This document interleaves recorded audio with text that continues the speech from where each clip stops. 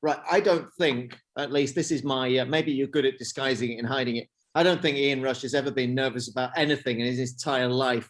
I think you're just a natural. Therefore, while I've got you, I'm going to keep you, and we're going to move on to the dreaded penalty kicks. When you were given that ball and you're making that slow trudge up to spot the ball, referees checking it's on the spot, keepers there trying to put you off, maybe a few little words, perhaps the fans are behind the goal waving at you, jeering at you, maybe even throwing a few little missiles and bits and pieces, and you're doing whatever mental strategies and techniques it takes to try and just make sure that you block all of that out. How did you feel? Did the pressure ever come to you? Are you actually outwardly thinking, okay, look, I look strong and positive and confident, but actually underneath all of this, my heart's beating out of my chest, my legs feel weak, and I'm thinking, oh, please let this be over, and somehow it's going to go in. How did that go for you on the international stage, particularly? I think from my point of view, I never took penalties. I think on my 346 goals, yep, I only scored 4 penalties. I preferred to hit a moving ball rather than a dead ball, and it's weirdly enough. But the only time I did take penalties, I took one in the Champions League when we played Rome in '84. Yep. I took one in the semi-final when we beat Portsmouth, and I will tell you my experience of taking penalties is that the walk from the halfway line to the penalty spot was most probably the most nervous time of my career, because you're by yourself, you had 80,000 people booing at you, and you're walking up there. You played 120 minutes game. You're feeling tired, but your main thing is to put the ball on the spot and hit the target. The most important thing is you hit the target, and so many penalties have been missed by people missing the target. So is that it? Back to basics? Yeah, back to basics for me anyway. Back to basics there, and I always had one of them where when you run up to the ball, you can see one eye. The goalkeeper. Look, when I took one in the final, the goalkeeper went really early, so he made my decision for me. Yep. You know, I put it into the right hand corner. I side foot it into the right hand corner, and when you score, I was the most relieved man in the world. It's incredible the feeling when you score. I mean this question slightly tongue in cheek, and it is a bit cheeky, but take it in the spirit it's intended. Even the great Ian Rush didn't take penalties. Is that because you didn't like him and you're thinking, I'd rather give them to someone else? Or was it because, generally speaking, there was a superior spot kick taker in the squad and you thought to yourself, not a problem, I'm happy to let that one go. Even a predator like yourself is going to pass up that opportunity of additional goals?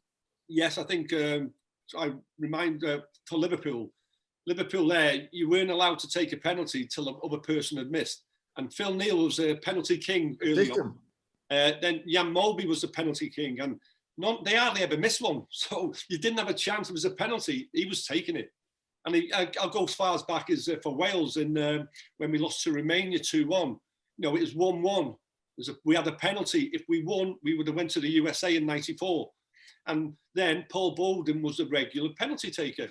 So he was the one that took it. Now, you can't say, I'm taking one now. I think you have to respect the penalty taker. And no, Paul Bowden missed it. We didn't get to the World Cup in '94, but it was just one of them where if you had a regular penalty taker, you couldn't take one until they'd missed. Great answer. Very good answer. Emile, on to you, please, with your England shirt on. England finally got a bit of spot kick glory in the last international tournament. Does that exercise those demons? Does that take away all the foibles and all the doubts and all the question marks? Or actually, if they suddenly get to spot kicks in one of these vital games this summer in Euro 2020, are all those old fragilities going to resurface? Because let's be honest, it's an elephant in the room. It dogged them throughout international tournaments.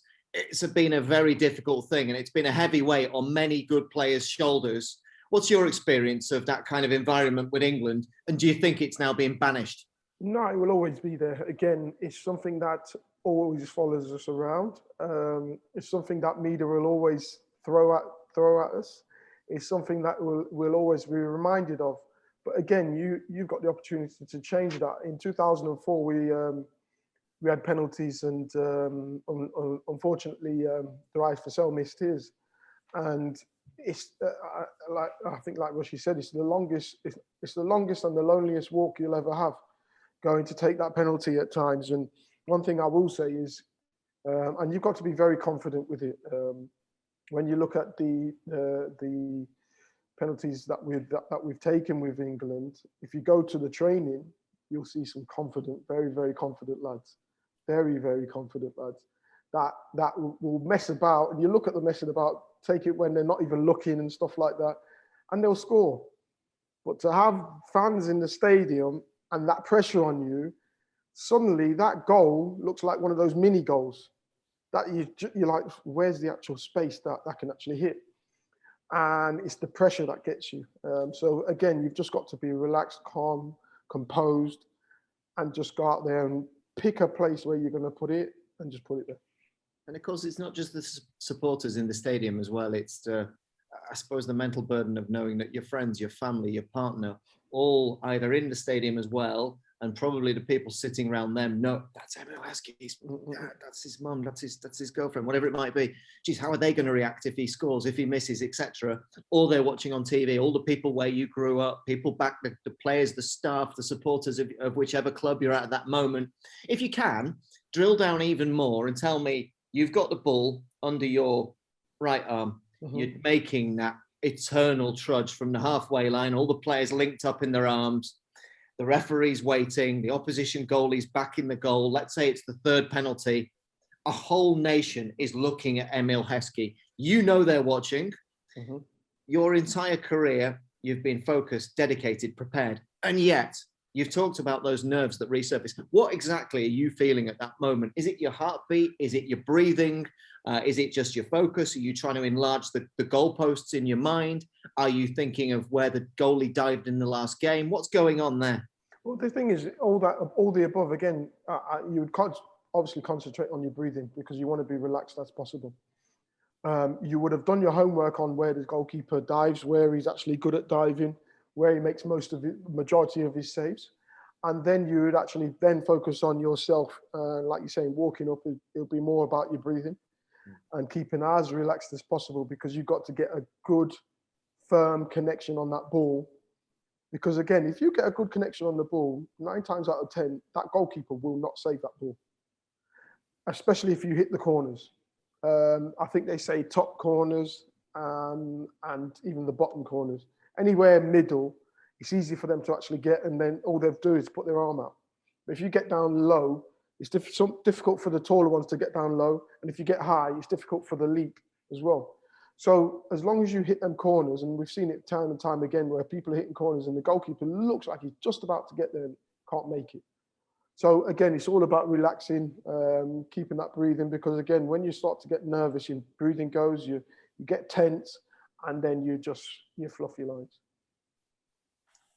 Excellent answer. Really fantastic insight, because for the laymen such as myself, you can only begin to imagine what that must feel like. Alan McInally, it is your time to pay the penalty in this bookmakers.co.uk Euro 2020 preview.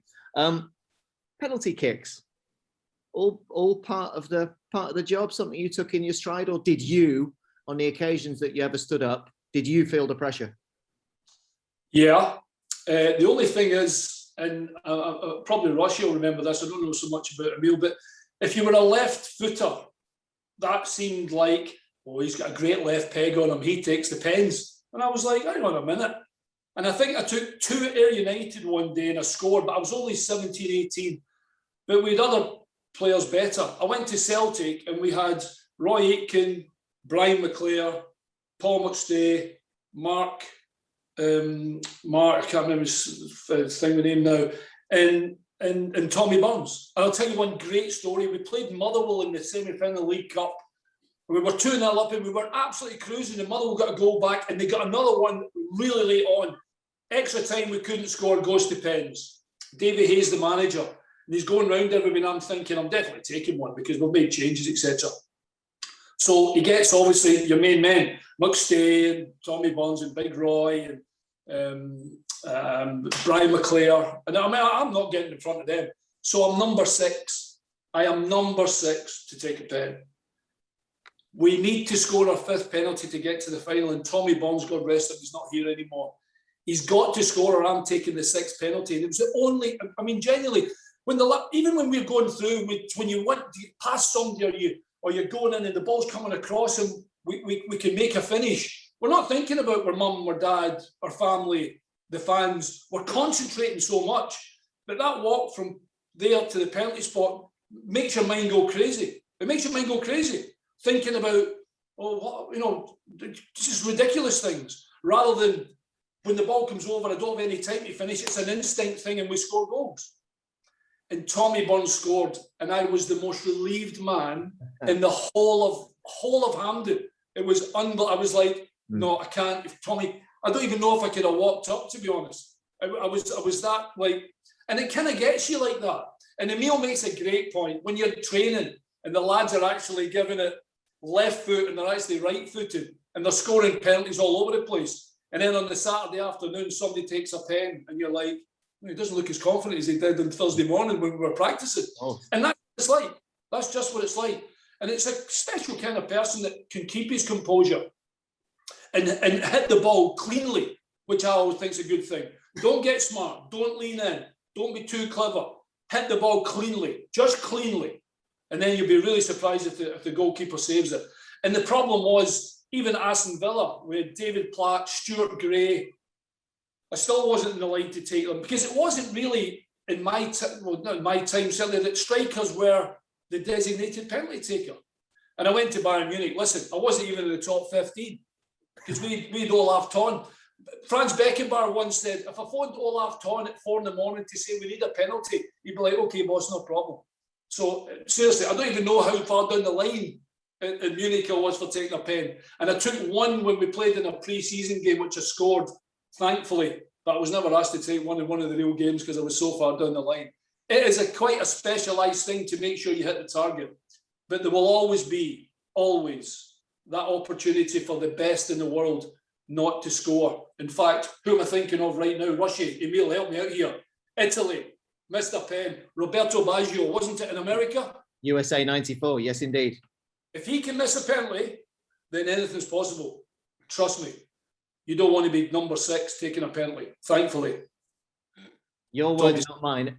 Alan, anything is possible. You gave us, Emile gave us a wonderful answer about the psychology of England and their penalties and the problems they've had.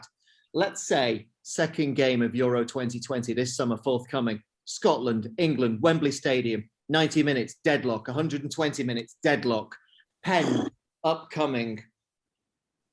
Just, if you will, transfer your mindset to those England players. They've got everything to lose. The Scots, they've already come through 2 shootouts just to get there. They've already held England to a draw this Friday night. Those supporters that are in the ground have probably got a raucous atmosphere. They're thinking, we've got nothing to lose. We've got everything to gain. Those England players are going to be going through the absolute ringer, aren't they? Yet another penalty shootout. There's still a little bit of a something in the background there that's a bit of a kink in their psychology that has to be a weight, even if none of them have ever been involved in those unsuccessful shootouts. England and penalties, problem? Yeah, big problem. And I think Emile said it spot on. There's a history with England and penalties, especially against the Germany one. Was it the Russia one you were saying? I think you beat Russia, wasn't it? I think it was, which helped. But I go right back to a player I used to love as well, with Stuart Pearce, and he managed to kill the demons. But you go back to the problem that England have had winning games on penalties. We were brilliant at penalty Scotland. We were absolutely brilliant. We really were. And by the way, John McGinn, I'm giving him the ball right now. Not a problem. Not a problem. Even McTominay, Scots, but they're brilliant at Manchester United, brimming with confidence. Not a problem. There will be in the back of England's players' minds, because they grew up with all this, remember, that they don't want to be part of, missing a penalty if it would come to that. And of course, Gareth, I think Gareth missed a pen as well, didn't he, for England at one point and maybe the Euros. So it's there or thereabouts. But listen, I don't think you want to dwell too much in that. I mean, if I was a manager, yeah, practice your pens. But the bottom line is we can have a little conversation about it, but I'm not dwelling it for the players' minds. I don't want them even to be thinking about that. There's plenty of time for us to think about it when it happens. But there's certainly going to be more pressure on England than there is in Scotland, that's for sure.